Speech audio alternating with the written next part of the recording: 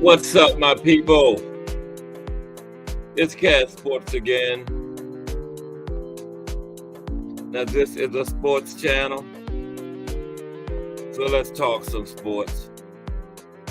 Now, as usual, before I get started, let me give a shout out to the JBT community. Just Boxing Talk. We're a group of people that just love to talk boxing. And we're always looking for others to join us. And you don't have to have a channel, podcast, anything like that. The only requirement is you just have to love talking boxing. And also, before I get started, let's put Jay Hardcore in our thoughts and prayers. The brother is in the hospital, but he's doing okay. He did his show this morning from the hospital. That's the thing about this social media. You can take it anywhere. Anywhere. But let's keep Jay Hardcore in our thoughts. Let's pray he gets back home to his family soon. His wife, his children, his moms, and us, his hangout family. Okay? Thoughts and prayers to Brother Jay Hardcore. How's everybody doing this afternoon? I had dentist today. I'm late. Doctor yesterday, dentist today. See, when you're old, this body, these teeth, they all 64 years old, so you gotta stay on top of them. But I'm here. I am here. So what are we gonna do today? I've been going over different things, different aspects of the sport of boxing this week. Monday was stances, southpaw, orthodox, the benefits, differences between the two stances. Tuesday was footwork. Yeah. Wednesday was, what was Wednesday? Different types of punches, jab, uppercut, cross, hook. Yesterday, we went over sparring. Okay. Today, I'm going to have a talk about clinching. What's up, T. Hill? Thomas T. Hill is in the building. What's happening, T. Hill? If I had one of your hands, I'd throw both of mine in. I just tell the doctor, throw that one on. That's T. Hill's hand. You know what I'm saying? But we're going to have a little talk about clinching today. Because clinching is part of boxing. And it's a technique. It's not just a guy going out there grabbing the other guy. It's the right way and the wrong way to clinch. And it serves an important purpose in boxing. Okay?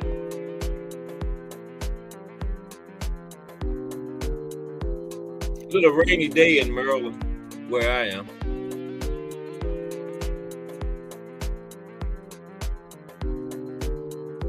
But we all still here.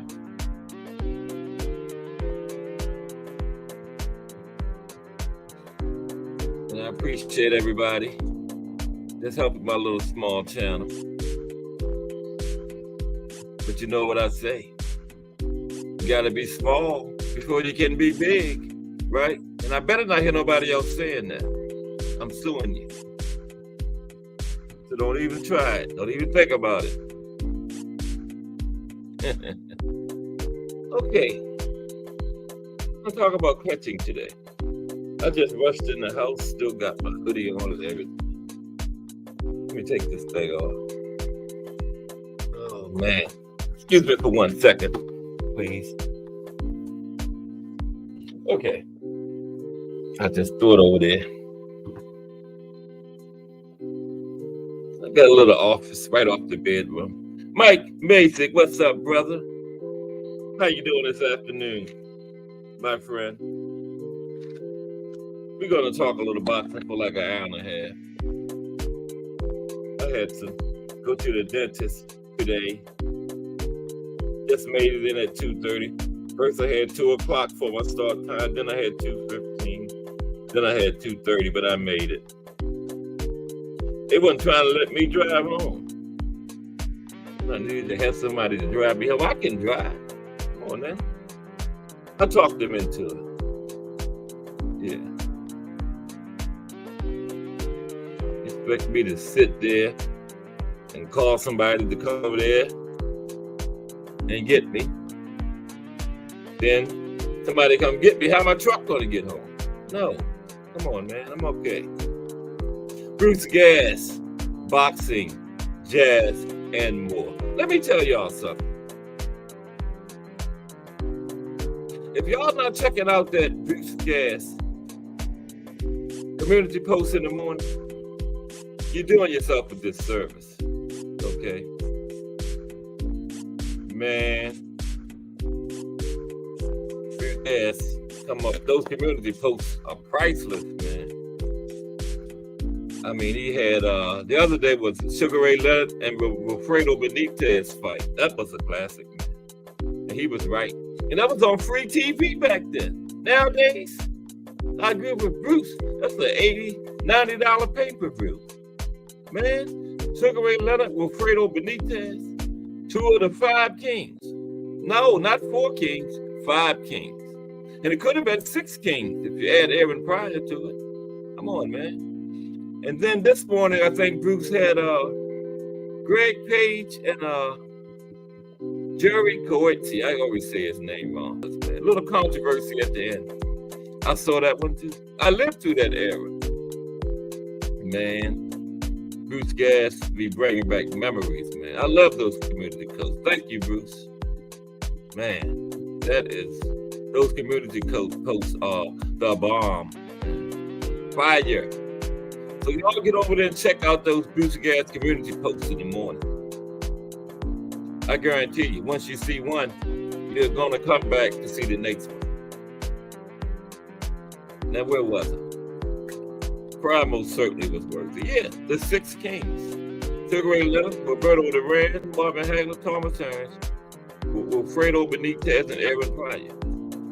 You know, everybody from this era look back, say the 4 kings. I say the 6 kings. What you think about that, Bruce Gas? The 6 kings. But yeah, get over there and check out those Bruce Gas community posts in the morning. It's must-see TV. Yup. What's up, Thomasville? How you be? Mike Masick, Bruce Gas. All the regulars. Appreciate you, gentlemen. Iran Barkley is another one that should be in there. Okay, we up to the 7 kings. Iran Barkley. You 1,000% right, Bruce Gas. So the 7 kings. Yeah. Bruce, I don't know how they came up with that 4 kings. All those guys from back in that era, you could have like the 15 kings, man. Come on.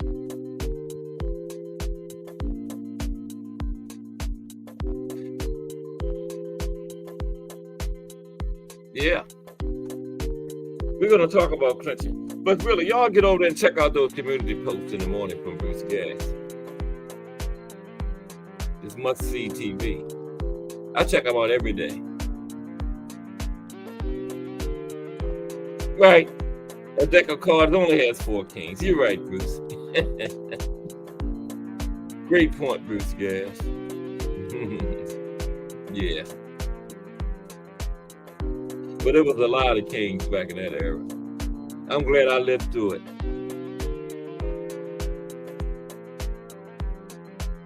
Glad I lived through it. Thomas Hill said, love me some Barkley. He was a great talent. Yes, he was. Iran Barkley.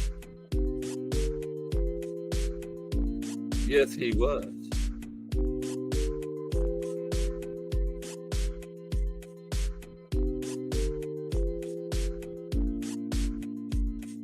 A lot of talent back then. It's a lot of talent now. But it was brought out more back then because they fought each other. You know what I mean? If these kids nowadays would get in there and mix it up with each other, top dog against top dog, they would be more noticeable. You know what I mean? That's why they were so noticeable back then, because they got in there and fought each other. You know, the top guys wanted to fight each other. And if you beat me, I want the rematch because it was a fluke. And if I beat you, I want the rematch to prove it wasn't a fluke. I'll beat you again. That's how they went at it back then. You know? Everybody wanted the smoke. Remo, what's happening? And Al Booker. Oh, man. Wee. I got all the heavyweights coming in here today. Al Booker and Remo in the building. Bruce Gas, Thomas Hill, Mike Mason already in the building. This is going to be a good talk. We'll put that link in there in a minute. Okay, Mike Rhymes. Woo! This thing is smoking. I see smoke coming out of the laptop. Wow. Oh my goodness. BN Boxing News. Y'all gonna cause my laptop to burn up. All these heavyweights coming into the building at the same time. Woo-wee. What's up, BN Boxing News? Salute, salute. Appreciate all you gentlemen.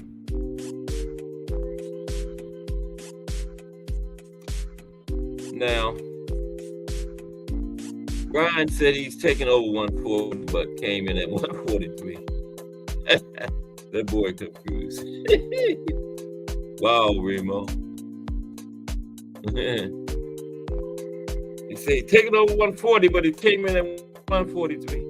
Maybe he's taking over 143, Remo. Huh? He's not confused. He meant 143. What Al Booker talking about up there? He says he's just breathing through, Cass. Okay, Al Booker.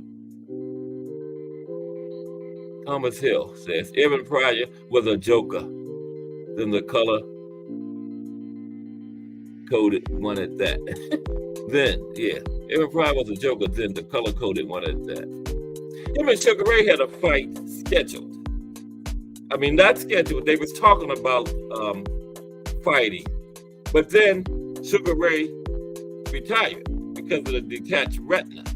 And when he came back, they never, addressed the talks again. But they were in serious talks about a fight at one time. Sugar Ray Leonard and Evan Pryor. I would have loved to have seen that one. What would Sugar Ray have done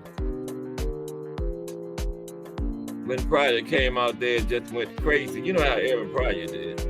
He just came out and came straight at you. Kind of like Matias multiplied by 10. Matias on steroids. That was Aaron Pryor. Okay. You think Matias is aggressive? But you need to take a look at Aaron Pryor. What would Sugar Ray have done with that? It would have been interesting to see, but we never saw it. Okay. And we can't say that about too many fights from back then, because we got most of them. But that one we never got. Sugar Ray and Evan Pryor. A new comment. Get out of the way. Okay, here we go. Okay, you chilling, BN Boxing News? Okay. Yeah, chill on out with us this afternoon. Glad to have you aboard the Cass Sports train. I want to get into this clinching. That's what we're talking about today. Clinching. Now, did I say that clinching might be unpopular because a lot of people don't like to see it. But like I said, it's not just one guy just grabbing another guy. It's the art of clinching, and it's a necessary part of the sport. Okay? People actually teach clinching. Trainers and coaches, believe it or not, actually teach clinching. Okay? I got it on good authority. Okay? I was a little late. I went to the dentist today. I went to the doctor yesterday. Like I was saying, this body and these teeth is 64 years old. So, you know, Bruce Gas can tell you, you got to stay up on top of it. You know, that's a lot of years. Right? Now, clenching. Why do boxers hug? Clenching and boxing. Right? Why do boxers hug? It is one of the most divisive techniques in boxing. Okay?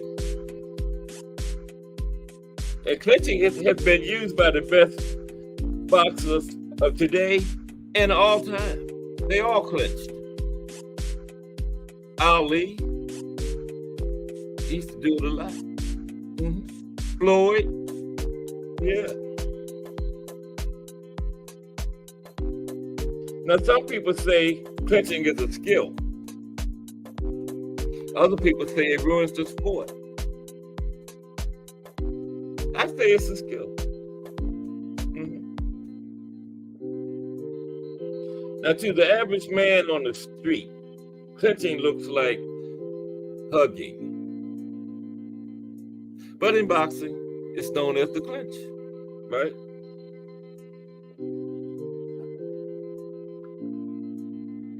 Ooh, 9 likes already. We might get that 22 today. Okay. Clinching is an infamous boxing move that is understandably irritating for the casual spectator, because it does interrupt the intensity of the fight. Okay. Nonetheless, love or hate clinching, it is a necessary and integral part of the sport. As a competitive boxer, you have to understand and learn how to clinch,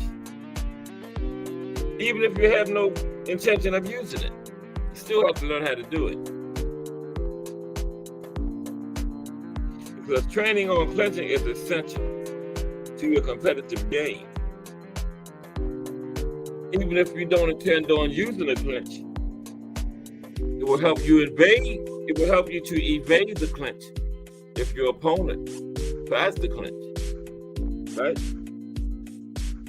Clinching, knowing how to clinch, will help you to evade the clinch if your opponent uses it against you. Okay? What is a clinch anyway? What exactly is a clinch? A clinch in boxing can simply be defined as a defensive boxing technique whereby a boxer leans on and wraps their opponent's arms and holds on to create a pause. Let me read that again. A defensive boxing technique whereby a boxer leans on and wraps their opponent's arms and holds on to create a pause. Okay. Why do boxers clinch anyway? Why do boxers clinch? Okay. Clinching is a vital skill to learn and understand in boxing. If the clinching maneuver is used correctly, it could determine the outcome of a fight. Yeah. Now, you can use clinching in the ring for a range of different reasons, and not all of them are for the best. My comments didn't stop this. Yeah, the comments is not moving. Andre Finest. What's going on, Andre Finest in the building? I told y'all, I got the heavyweights coming in. You know, my chat is quality over quantity. Some people got 100 people in their chat. Now I only got like 8 people in here. But just Look who the 8 people is, man. Heavyweight, boxing heavyweights. You know? I got quality over quantity. Thomas Hill, Mike Mason, Bruce Gass, Al Booger, Remo, Mike Rhyme, BN Boxing News, and Andre Finest, okay? That is more boxing knowledge than the average chat that's got 50 people in it, okay? Just those 8 people, and I appreciate them. What's up, Andre Finest? What's up with you, bro? Oh, there we go. Yeah, my phone was moving, but my laptop wasn't. Remo says Mario's coach was screaming to him, "Time up, Mario," against Tank. He didn't end up looking up at the lights.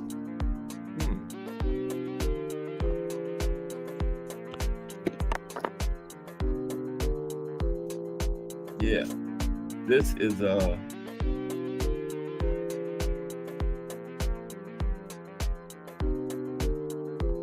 yeah, I got an all-star chat. All-star. What is phone, man? Excuse me, y'all. Okay. Now back to clinching.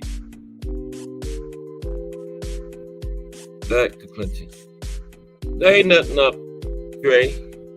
Just chilling on a Friday afternoon. That's all. Okay. Clinching can determine the outcome of a fight. That's where it's at. Clinching might be used for the following reasons. Okay. You might need some time. Okay. Just to slow the fight down. Neutralize an assault. Right? New Era Boxing and Bets TV. What's up? Salute. Welcome to Cast Sports. We just chilling on a Friday afternoon. That's all. New Era Boxing and Bets TV. How are you? How's everybody's day going anyway? Everybody's Friday.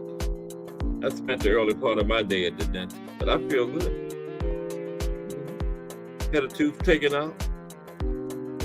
The numbing is still in effect. I know I'm gonna pay for it later on tonight, but I ain't worrying about it. Okay. But welcome to Era Boxing and Bets TV. We're in old school. About time you showed up. Because old school, I'm getting ready to step to you. You kept recording my chat, bro. Now, I know you can fight, but I was going to step to you. What's up, old school? Good to see you, bro. William Old School Arant in the building. Appreciate you, old school. How your son make out, old school? Before the license thing, bro. Let us know. Put it in the chat, old school. Did your son get his license? Did my nephew get his license? Bro, I know he did. They had you showing him, teaching him. I know he got him.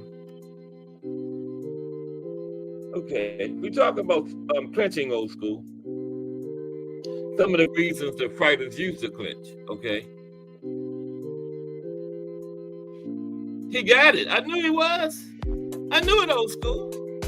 He had you showing in the road. Wasn't no way he wasn't going to get him. Tell him I say congratulations, okay? Old school. Tell him I said congratulations, man. That is good. William Old School's son got his license today, everybody. Yay. That is great. My nephew is 14. My grandson is 14. He's going in 2 more years.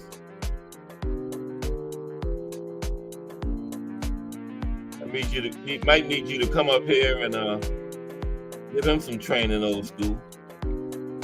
She did such a good job with my nephew, and he got his license today.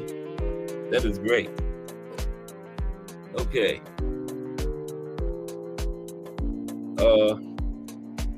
Some of the reasons people clinch. Might need some time. Neutralize an assault.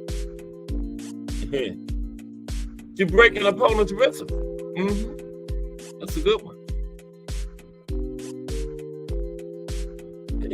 And as a last resort, you might be getting your butt beat so bad ain't nothing left to do but clinch.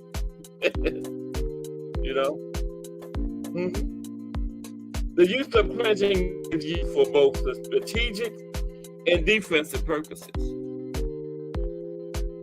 Right? Strategic and defensive purposes. Clinching for strategy. Okay. Now, the clinch, when used correctly, is a strategic maneuver first and foremost. It can be used as an aggressive or offensive orientated opponent. Wait, excuse me. Get that wrong. It can be used against an aggressive or offense orientated opponent to slow them down and make it difficult for them to go on offense. Okay? Old school says, I had to teach him how to drive a standard transmission because a truck he bought is a 5-speed manual. Yeah, I learned on a stick too, old school. 67 Volkswagen was a 4-speed. Yeah, that was the first car I drove. Remo says, change the pace. That's the alter the look of position of a fighter. Yeah, Remo. Definitely. No question. 10 likes. 12 likes to break the record. 21 is the record. If I get to 22, Jay will hit the bag 1,000 times when he get out the hospital. Okay? If I get 22 likes today. No. Jay will hit the bag 2,200 times. If I get 22 likes. We're going to give him like a week or so after he get out the hospital. If I get 22, he owes 2,200 punches on the back. Okay, now. Yeah, you're right, Remo. Exactly right. And that is a good point. Yeah, let me point that out again. Remo says clinching is used sometimes to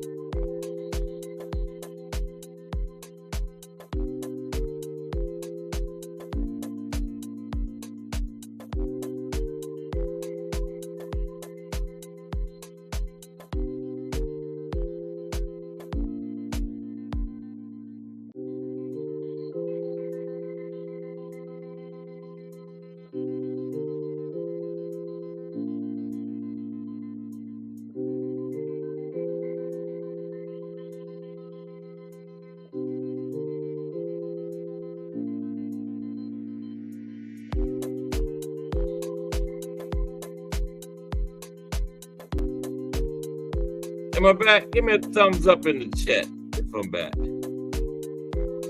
Thumbs up, somebody. Had some technical difficulties. Am I back? I think so. Ed McQueen. What's happening? Ed McQueen, I don't know what happened.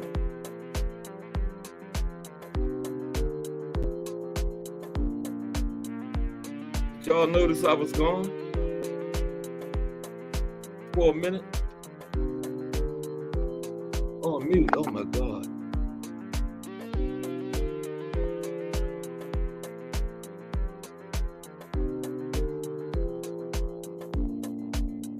Can you hear me now? Give me a thumbs up if everybody can hear me. I just had some technical difficulties. Am I back?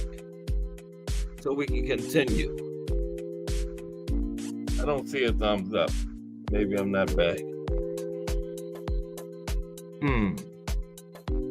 Okay, thank you, Remo. I don't know what happened. But I'm back. Sorry about that. Sorry about that.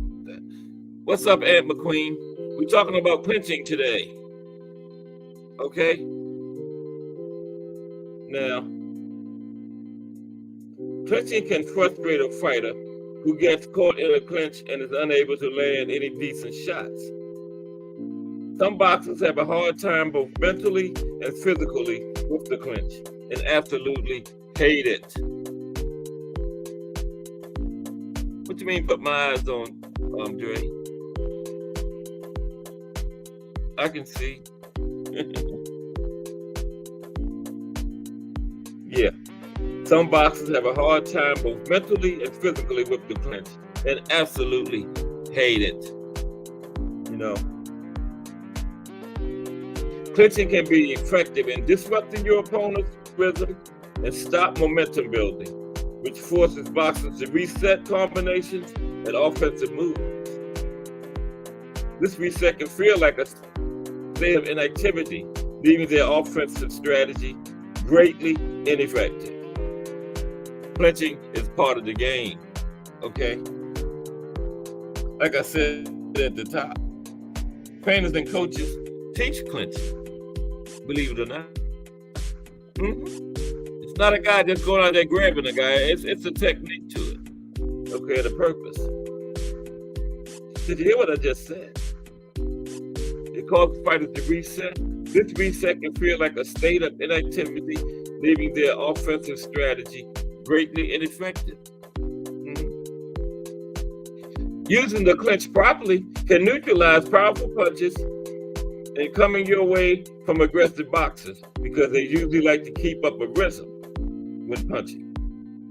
By performing a clinch just before your opponent begins his combination or in the midst of an attack, you can defuse the situation and even stop the attack altogether. Okay. Floyd Mayweather, Guillermo Rigondeaux, and Lennox Lewis all used the strategic clinch and used it to great effect. Floyd Mayweather, Guillermo Rigondeaux, and Lennox Lewis all used the clinch to great effect. Very well. Now, clinching for survival. Clinching, I'm gonna drop that link in a minute. Let me get through this. Clinching for survival. Exhaustion will leave fighter nothing left in the tank and might lead them to clinch as a last resort. Remember, last resort? Exhaustion. Okay, could lead a fighter to clinch. It might be that you have taken too many shots to the head and your body's response is to cling or clinch to your opponent, okay? Too many shots cause you to clinch. The moves allow the fighter to pause and regain some lost clarity and stamina. Another reason to use clinching is to stop yourself getting continuously pummeled by another boxer, right? You're getting the crap beat out of you, you're getting pummeled, clinch, right? Like Andrade, he tried to fight out of it, you know, and continued to get pummeled.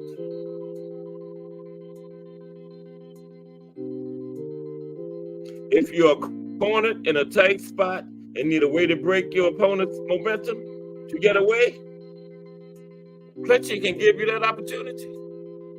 Okay? Clinch. It's not illegal.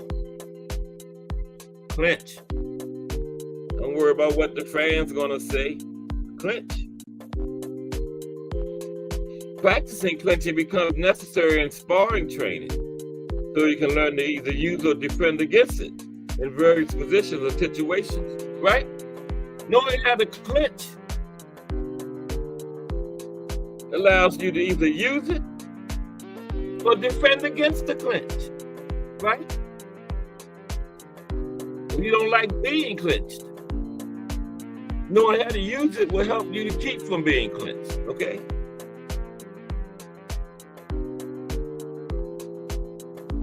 Knowing how to clinch will give you an understanding of when to execute clinching and when not to. Now, clinching can keep you from losing, but you can't clinch your way to a win. Nah. No. Clinching is mainly a defensive maneuver, not offensive. Y'all agree with that? You agree with that, Aunt McQueen? Clinching is mainly a defensive maneuver, right?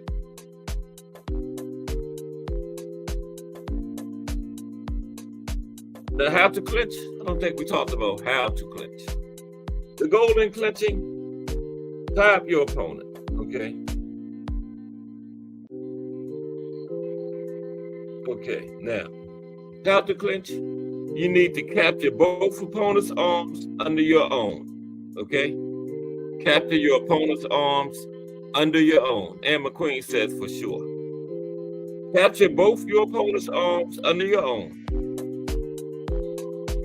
Once you get his arms captured, put your forehead on their shoulder and hold on tight while leaning as much of your weight on them as possible, okay? So capture both their arms under your arm. Put your forehead on the shoulder. Hold on tight. Put as much of your weight on them as possible, okay? It's like a big heavy bear hug. This prevents them from punching and lifting their arms, right? The trick. Move into your opponent with conviction and a sense of purpose. Then tie their arms up quickly and with authority until the referee forcefully separates you. Hold until the referee gets there. You don't have to let go. Okay?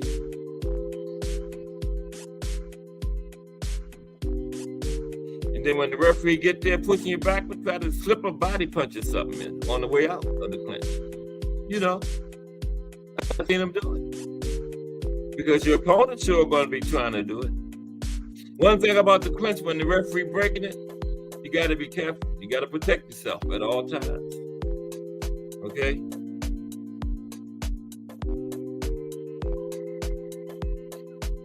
Clinching serves two purposes. It gives you a bit of rest, and the second, more importantly, it makes your opponent work harder. Okay?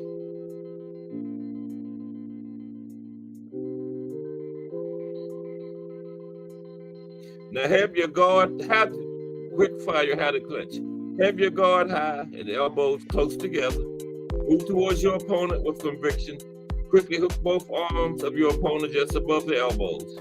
Immediately pull him in close enough to share sweat. Lean on him and do not let him open the distance. Keep his lead leg between your legs. Use this movement to balance yourself. Once the clinch is locked in, make a conscious effort to control your energy output. rest, and focus on your breathing. When you're leaning, it's important that your head is pushed hard and consistently on your opponent's collarbone. Staying firmly attached in this position and not allowing the slightest opening between your head and their shoulder reduces the risk of an accidental headbutt or shoulder to the face. Doing the clinch properly will reduce the risk of injuries. Okay?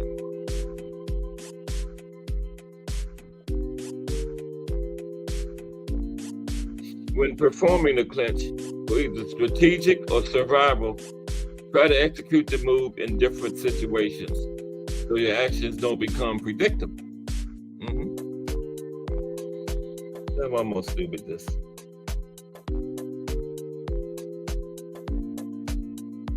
Now,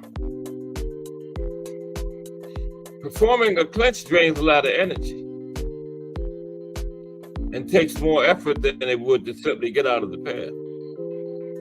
So use the clinch sparingly and strategically. Okay? Okay, I'm gonna put this link in. 12 likes. Okay. Let me drop the lynch in. I was saying link, I'm talking about lynch. Link and clinch. Lynch. Okay, let me put this link in here. Right quick, everybody.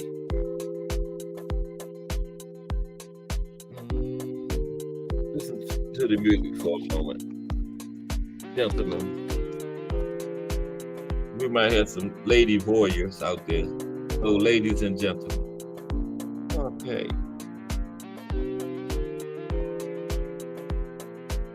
It's raining down here in Maryland hard.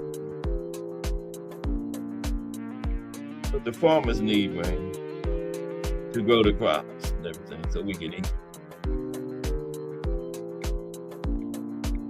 I said it was snowing in New York the other day. Wow.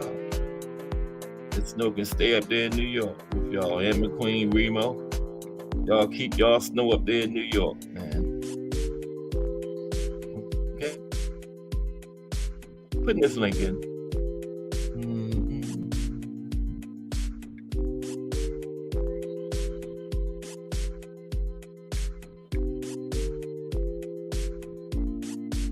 Give me like 30 seconds. I'll be right back with y'all. Okay.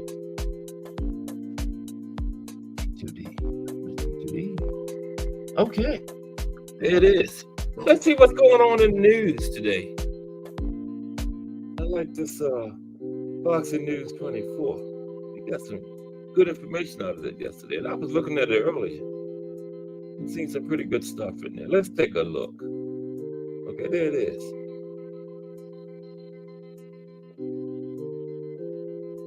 There it is. I'm not getting no comments in the chat. What's going on here? All right. Now, I thought Ryan and Oscar Duarte was fighting at 140. How come Ryan weighed in at 143 pounds and Duarte came in at 142.8? What's up with that? Let's take a look, see what's going on with that. Come on, phone. Now, this thing says, Dre Finest. What you talking about, Dre Ski? Dre says, what time do the fight comes on and which channel? Tonight? I think I heard it was the Zone. I don't know what time, Dre. Anybody know what time? Put it in the chat. The fight's tonight. I know it's on the Zone, Dre. I don't know what time. Anybody know the time of the fights tonight? Please put it in the chat so Dre don't miss it. And for me too, because I don't know. I know it's the Zone, but I don't know what channel. It says Oscar Duarte is compared to Triple G. Is Ryan Garcia in trouble? I don't think so. Oscar Duarte is being compared to a younger Triple G. What? Is he like that? I got Ryan between 7 and 10. Yeah. We need 10 likes. Like Triple G, Deontay isn't the fastest guy, but he's huge. He has stunning power that breaks down his opponents, causing them to fall apart. Okay. He hasn't been in there with nobody on the caliber of Ryan Garcia in his career at all. Now, Deontay has 11 straight stoppages. Now, I heard the guy that beat Deontay, I forgot his name, fought Matias and Ergashev back to back. Somebody must didn't like that guy, or they was trying to get him hurt. Matias and Ergashev back to back? Wow.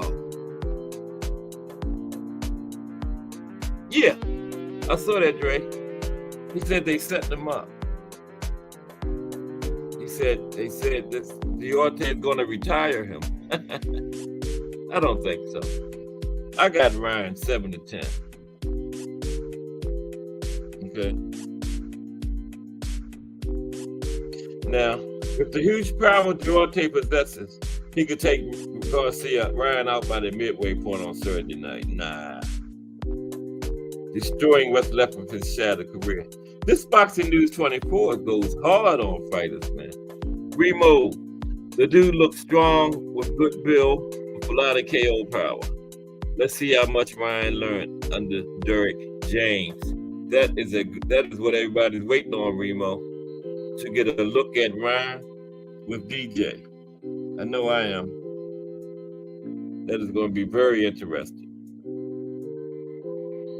Now, some fans thought Ryan sounded a little bit crazy during Thursday's final press conference, talking about his promoters. But Deontay is a very dangerous opponent. Okay. So, Deontay's fighting style is eerily similar to a young Triple G.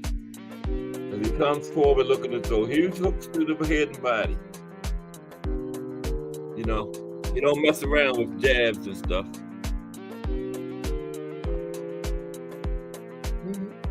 Okay. Yeah, come forward with those hooks and stuff and get caught by that left hook. Deontay is very popular in Mexico. He focuses on winning by knockout. And yeah, he's gonna keep a lot of pressure on Ryan, no doubt. Mike Basic, what's up? Now, this kind of puncher is bad news for Ryan, who has shown weakness with his mandible and ability to take body shots. Deontay has won his last 11 fights by knockout, and he's in the zenith of his career. But who were those last 11 against? Come on. Who is it against?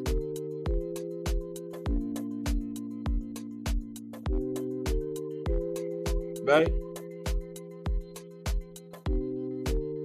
Yeah. Now everybody agrees that it's a dangerous fight for Ryan.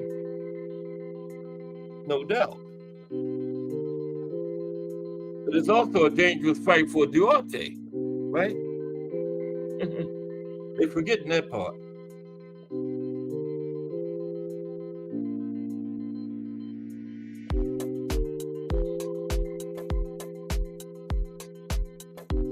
And I think this is Deontay's first fight at 140. We're looking at his build and his size, and he should have been at 140.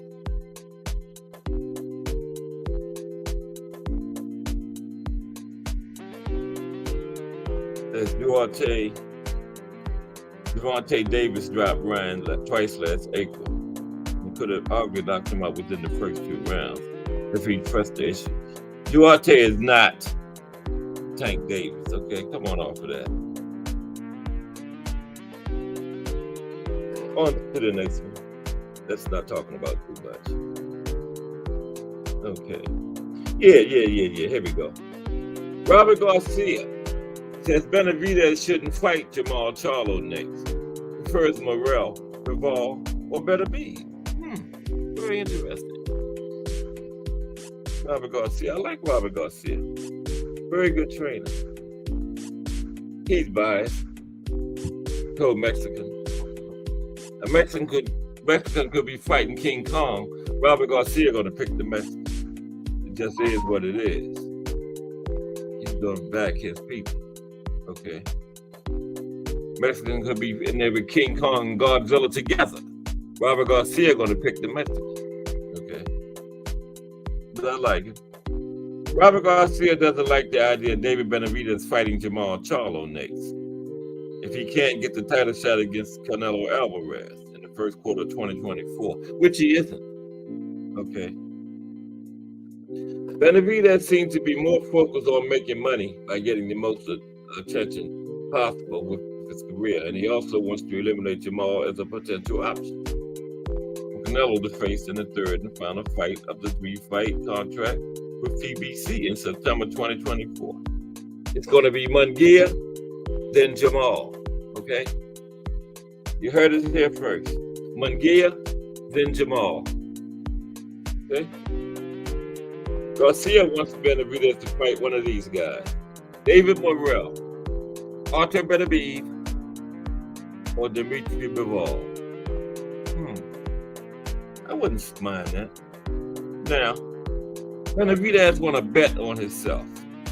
Go up there to 175, fight Bivol first, beat him, then fight Beterbiev.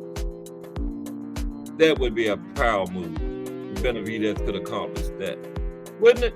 Go to 175, beat Bivol, and then beat Beterbiev. That's Hall of Fame type stuff there. Pound for pound type stuff.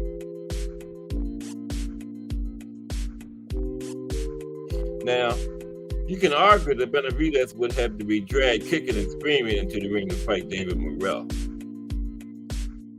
No. I don't think so.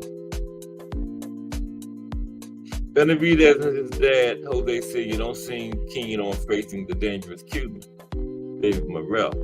And the reasons are obvious. Morrell has power, excellent boxing skills, big and young at 25. I don't think he's ready for David Benavidez. Benavidez would knock David Morrell out. David Morrell been in there against people designed to make him look good, okay? He's been in there with nobody close to a David Benavidez. Come on.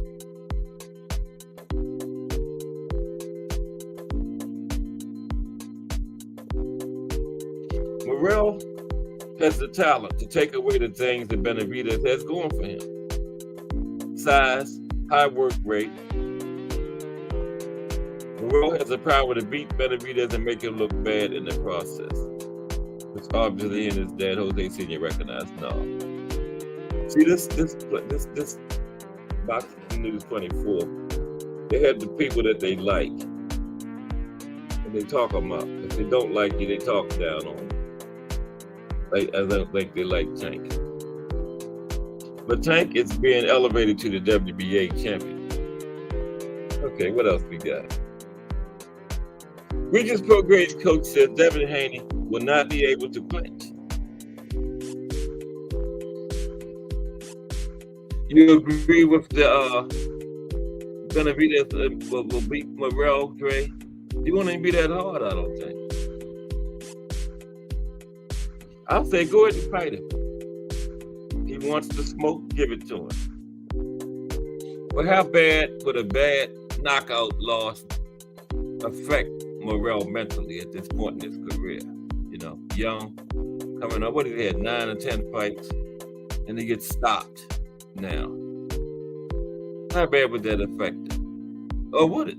Would he bounce back easily?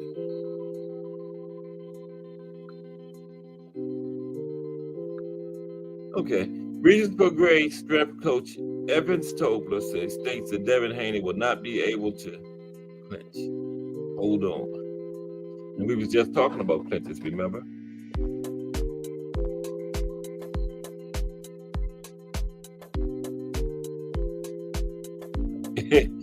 Regis' strength coach says Devin Haney will not be able to clinch without getting slung to the canvas every time he attempts to do this.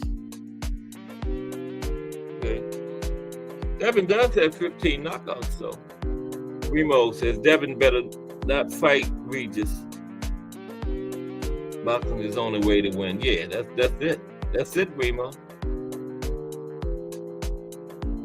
Yeah, Dre. Tank turned the WBA super belt down. Right, he did, but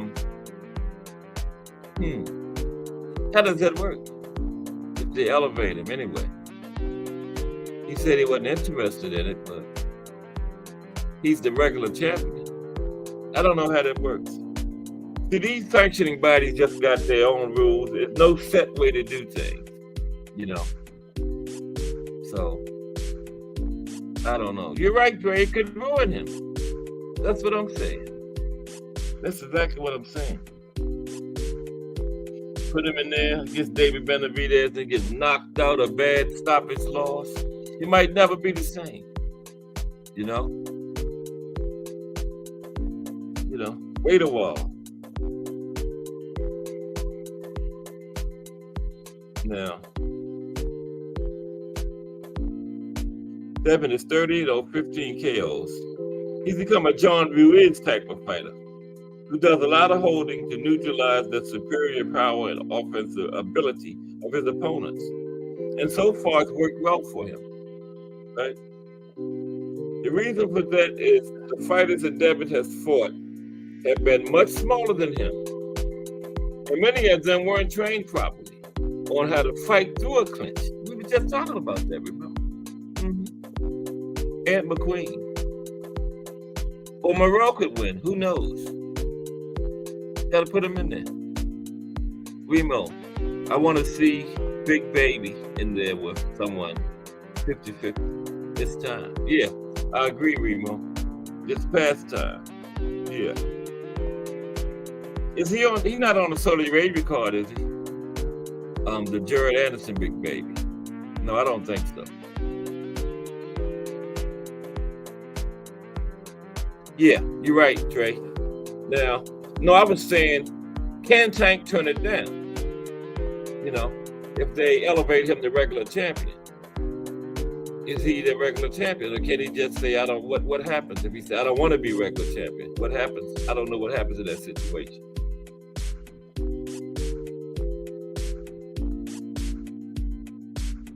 Nope. Yeah, I didn't think he was on that card, Remo. Yeah. He's due. This is the longest, because he's usually, the way he's been going, he's usually fought by now. This is a long time in between fights for him, for Big Baby. He was fighting every other month one time. I think he fought in August, was his last fight. But anybody know how does that work? Tank says he's not interested in being super champion. What if they elevate him to super champion anyway? Is he the super champion?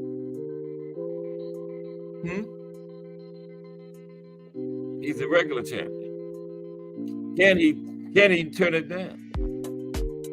But then who's the super champion?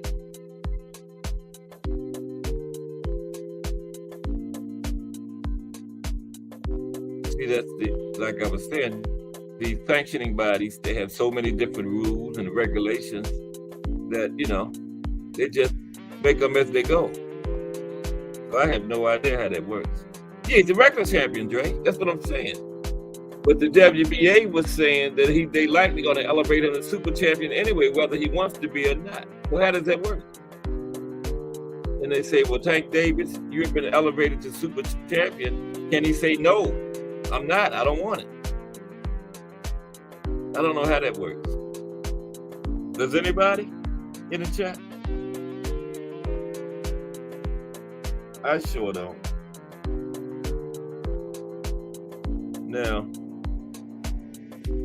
the holding to neutralize the superior power and offensive ability of his opponents have worked well for Devin Haney so far. Okay. Remo says, Tank would, drop that down belt completely and not give a damn. Okay.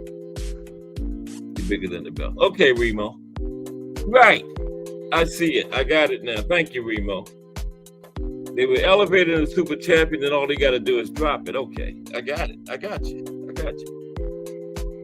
You know, he said he's not interested in being elevated in super champion, but then they can still elevate him. Then he just dropped the belt. Right. Simple. Yeah. Okay. Now, Devin has been fighting people that have been much smaller than him, and many of them weren't trained properly on how to fight through a clinch. Vasil Lomachenko is the only one who showed the skills to fight his way out of Haney's clinching. But even Loma had problems because he's small too, right? It remains to be seen if Regis will be able to deal with Devin's clinching tactics. Because you have to believe that he'll be using that tool whenever he gets in punching range. George Kambosos wasn't able to deal with Haney's holding, even though he had an entire training camp to work on it after being held all night in their first fight in June 2022. Now, Regis' strength coach says there ain't going to be no clinching. If he clinches, his ass is going to the floor. Shots fired.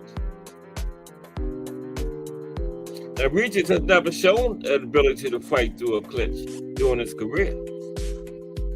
So it's going to be interesting to see how he adjusts to having the welterweight size Haney grabbing him each time he gets close to shutting down his offense. Yeah, Dre. Yeah, the sanctioning bodies just want the money, you know. But if Tank drops it, they'll have somebody end up with it. You better believe that. They're going to get that money from somebody. Okay. And Queen says, I can't blame any of these guys for not wanting to hold a title. There's an article from a British publication that talked about how AJ had to pay over $1.5 million in fees when he defended against Joseph Parker. Wow. For one fight, and woo, $1.5 million. Yeah, I wouldn't want it either. That's a lot of money. $1.5 million. Those sanctioning bodies are cleaning up. Because they get it from every champion in every division. There's 17 weight divisions. And I did a story about all the different champions last week. And in the 17 weight divisions, there's 81 men's champions and 68 women's champions. Ain't that ridiculous? 17 divisions, 81 champions. Tim Layton. What's up, Tim Layton? Yeah, I knew you was around, Tim. You're always around. Big Tim Layton, JBT. Salute. What's up, Tim? We talked a little bit about clinching, Tim, and now we're just going over the news, having a little discussion. That's all. Yeah. That is all. And don't forget, everybody, Jay Hardcore is having the Friday Night Hangout tonight, okay? I don't know if he came home from the hospital or not today, but he said either way, he's having the Friday Night Hangout, okay? Okay, salute Tim Lady. I read that. Yeah, it says Regis has never shown an ability to fight through a clinch during his career. This is going to be interesting to see how he adjusts. Because they say Haney is welterweight sized. Wow.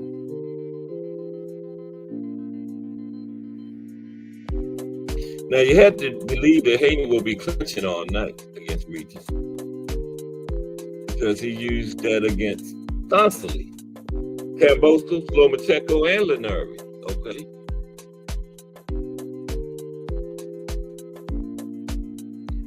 Here goes Regis' strength coach again, Evan Tobler. Haney is going to get slung on the floor 50 times. If he clinches, he's going to the ground 50 times. I just tell the truth. The truth is Devin Haney ain't fought nobody, no fighter of this magnitude of Regis. And it's going to show on December 9th. I'm not talking shit. I'm speaking straight facts. That's Regis Tobler.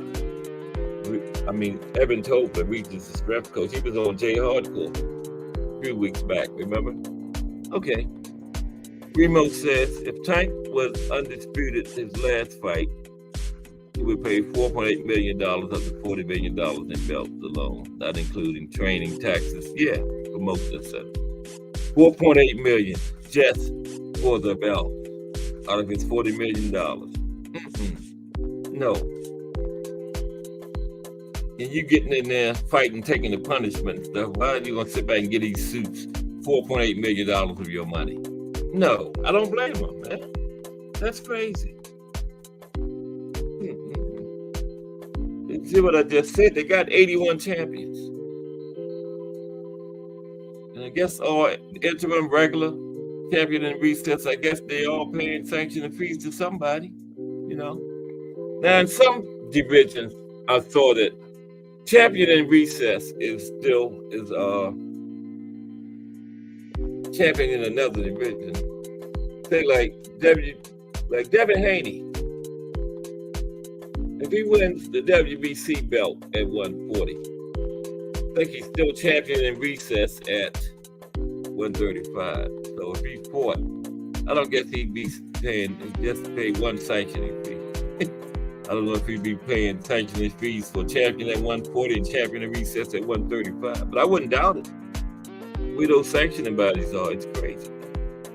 But that's crazy, Remo. $4.8 million to the sanctioning bodies. No.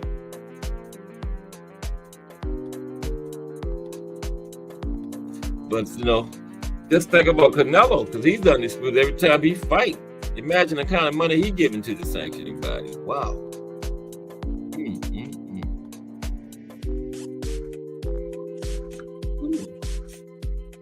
Please leave 9 likes, gentlemen. Devin, okay. Yeah, he gave them all up now. Right, I forgot that, Remo. Yeah, he did. That happened yesterday, I think. Yeah. Or the day before. Thank you, Remo. I forgot all about that. Yeah, he did. Ed says, Remo, yup, those titles have been marketed as prestigious symbols of status. But underneath the surface, they are means of generating money. That's all. That's all it is. A means of generating money. Let's see what else. I got like 15 minutes. Let's see. Oh, shoot. Let's see what else I can find real quick. Shane Mosley thinks that Ryan Garcia must forget about his problems with Bernard Hopkins. Yes. Good point, Shane. Concentrate on the fight. Come on. Shane Mosley says Ryan Garcia must forget about his problems with Bernard Hopkins. Focus on the fight with Oscar Duarte. Yeah. Of course. Right? Forget Bernard Hopkins. Oh yeah, I saw this earlier. This is old. Ali's trilogy through Spoken Joe Frazier and Ken Norton. What they talking about there? Big Tim Layton. Money to grease pockets. Like tax dollars we pay. Yes. Yeah.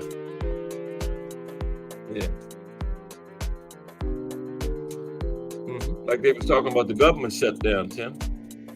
Were they going to shut down collecting taxes while the government was shut down? No. That's crazy. Ali's trilogies with Spoken Joe Frazier and Ken Norton. In the current boxing business today, there don't seem to be many, if any, trilogies, okay? You see rematches, but to fight one another 3 times is very rare today. Very true. Ali had been inactive due to his suspension from the New York Commission. That was back in the 60s when he did that thing with the wouldn't go in the military and all that. He has been suspended. His previous fight was in March of 1967. I guess that was his last fight before the fight of the century against Smoking Joe at the Garden, 1967. I think he fought somebody else in between. Yeah, he had a fight in October 1970 against Jerry Quarry. Stopped him in 3 rounds in Atlanta. By this time, the former 1964 Olympic gold medalist, Smoking Joe Frazier, had captured both the WBA and WBC titles. That was good back then. The big two, WBA and WBC. Provides a different connotation to the green belt. If I had to pay a percentage to hold a belt, I'd want that money donated to less privileged, and now it becomes a tax write-off for fighters at the end of the year. Now, yeah. Now, Ali won the gold medal in 60. Joe Frazier won it in 64. All right. And Joe Frazier had the WBA and WBC titles. Now, Joe Frazier used to loan Ali money when they wasn't letting him fight to help pay his bills and stuff. Okay. Ali had 2 return fights before he fought Frazier. He fought Oscar Bonavena. Yeah, Oscar Bonavena at the Garden. Neither was for a title. Stage was set for the fight between 2 unbeaten fighters. One, the current champion Joe Frazier, 26-0, and the former champion Muhammad Ali, 31-0.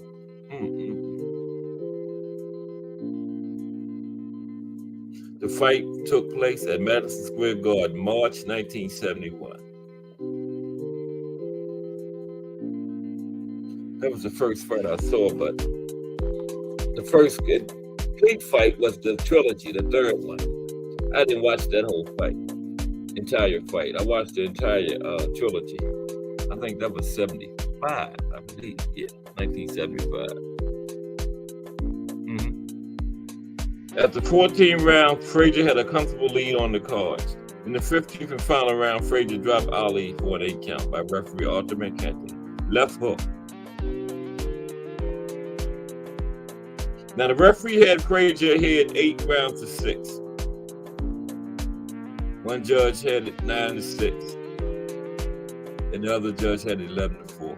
Yeah, back then, they had 2 judges and the referee used to judge. So Frazier got a unanimous decision. 4 months later, Ali defeated Jimmy Ellis. Now that was a fight because Angelo Dundee used to change Ali and Ellis. And for that fight, Angelo Dundee was in Jimmy Ellis' corner. I don't know who trained Ali for that fight. Yeah.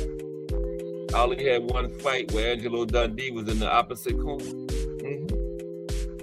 Yeah. They had the North American NABF title back then, North American Boxing Federation. But that wasn't. WBC was the big boys. 1974, Ali and Frazier had their second fight. Now this one was for the NABF title. Now Ali had 2 losses at that time. Frazier and Ken Norton had beat him. Had beaten Ali. Broke his jaw. They said second round.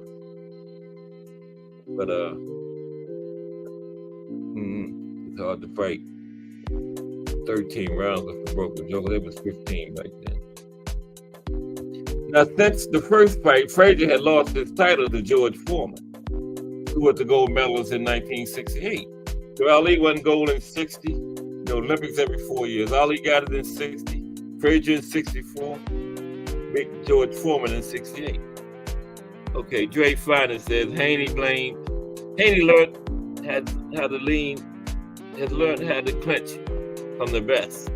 Ali was a 2-time Olympian. Was he, Dre? I did not know that. I remember 1960. Wow. He didn't win but 1 gold medal, right, Dre? You won 2 gold medals? Come on, I need 8 more likes in these next 10 minutes, 7 minutes. Okay? Now, where was it? Then the second fight, 1974, Ali beat Frazier. Okay. 6-5, 7-4, and 8-4 for Ali's NABF title. Okay. Now that neither one of them had the title. Well, Frazier had the NABF, but neither one of them had the major titles. Foreman had took it from Frazier. Okay. Remo says boxing should go 13 rounds to eliminate draws. Yeah, that's a good thought, Remo. Now, in between Frazier and Ali's second and third fight, Ali fought Foreman. And remember, Frazier had lost the title to Foreman. Ali took it from Foreman. So the third fight, the Thriller in Manila, was for the titles. Ali and Frazier. And they almost killed each other in that fight. The Thriller in Manila.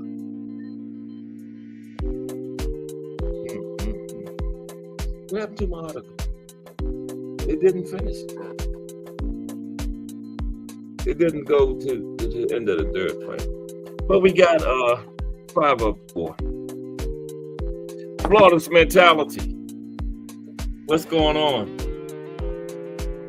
Flawless mentality in the building. Everybody. It feels like I'm stuck on 15 likes every day all of a sudden. I was getting 20. What's up, Flawless mentality? Good to see you. Good to see everybody. It's 5 minutes to 4. Tomorrow is Saturday.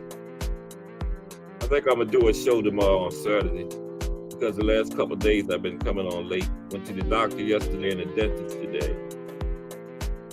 My mouth is starting to hurt. I guess that numbing is wearing off. One side is starting to throb a little bit. They told me not to drink. But I'm not going to deal with this pain. But what's up, Flawless mentality? Good to see you, bro. Yeah, I've been stuck on 15 likes. So I'm going to do a show tomorrow since I've been late the last couple of days. I don't have nothing to do tomorrow. And we'll talk some more of this boxing. No panelists today. Just me by myself. Okay. But I guess I'll see everybody in the Friday night hangout. Jay Hardcore was in the hospital. Let's all keep him in our thoughts and prayers, please. And he said whether he comes home or not, he's going to do the show tonight. What predictions you talking about, Remo? Ryan and Duarte? Ryan and Duarte, Remo? Are those the predictions you're looking for, bro? Ooh, I got 16 likes. 6 more likes. I broke my record. You talking about Ryan and Duarte? I'm picking Ryan 7-10, Remo. Split decision? Ooh, that's close, Remo. Split decision. Wow. Yeah. And you know what, Remo? Even if Duarte wins the split decision, he's not getting it. The close fight goes to Ryan. Okay. They got plans for Ryan. They don't have no plans for Duarte. So Duarte has to stop him. Flawless mentality. Appreciate you, bro. Always a pleasure to see you. Great to see everybody once again today. Let's see who stopped by today. Let me give a roll call here. See, I do my roll calls at the end. We had Flawless Mentality, Big Tim Layton JBT, Attentive Aunt McQueen, William Old School Around. His son got his license today. Congratulations. New Era Boxing and Bets TV. Unc Dre Finest, BN Boxing News, Mike Ryan, Remo, Al Booger, Bruce Gas, Mike Mazik, and Thomas T. Hill. Appreciate everybody. I will be back tomorrow at 1 o'clock. on the dot. I promise. Okay. I appreciate everybody helping out my little small channel.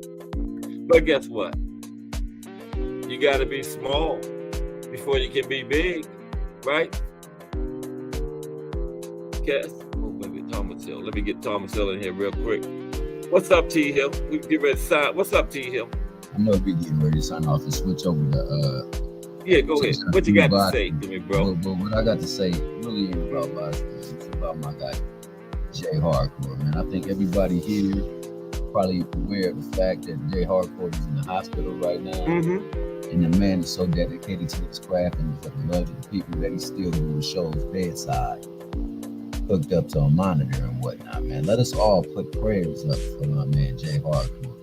For not just a speedy recovery, but a full and complete recovery. That these people who monitor his health and touch him and give him prescriptions and things like that, do things that will be beneficial and edifying to his healing, that he can return quickly to his family and that he can begin the meal that God put his healing hands upon him to allow for his body to be receptive to whatever is necessary, and likewise, whatever it cannot endure, get it out the way so that it can begin to heal. Yes, sir. Appreciate that. Thomas Hill. What was you just sitting in here listening, T Hill? Yeah, man. Y'all been cooking, so I just been listening, just looking at the chat, man. Yeah. Shout out to Flawless Mentality and Black Excellence, hosted by Mr. Big Stuff. Mark. Yeah, that's Mr. Big Stuff. Somebody do. Shout out to my main guy Remo. Shout out to my man Andre Finest. Always the ubiquitous and loquacious one, Aunt McQueen, Tim Layton, my guy. You know, I just wanted to, that's been heavy on my heart because I didn't even get it this time. I got up in time to see the stream, but it didn't show for some odd reason on my thing. And I know he didn't go on yesterday or last night. So I was, it just was, I mean, he did go on last night.